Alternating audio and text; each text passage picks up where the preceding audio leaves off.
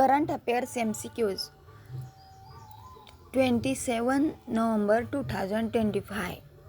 Question 1, हाल ही में किस देश ने 2025 का global clean energy summit host किया? पर्याय 1 भारत, 2 USA, 3 जापान, 4 जर्मनी।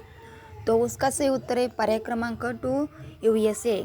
2025 का मुख्य client energy summit Abu Dhabi में आयोजित हुआ। क्वेश्चन 2, हाल ही में जारी वर्ल्ड टैलेंट रैंकिंग में भारत की रैंक क्या रही? क्वेश्चन 1 28, 2 32, 3 38, 4 51। उत्तर है पर्याय क्रमांक 3 38। IMD की रिपोर्ट में भारत 38वें स्थान पर रहा।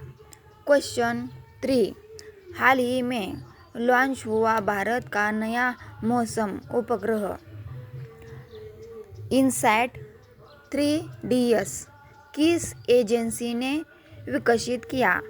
क्वेश्चन, उसका सही उत्तर है पर्याय क्रमांक 2 इसरो। सॉल्यूशन, इनसैट 3DS को इसरो ने मौसम मॉनिटरिंग के लिए विकसित किया। क्वेश्चन 4, किस भारतीय राज्य ने 2025 में ग्रीन मोबिलिटी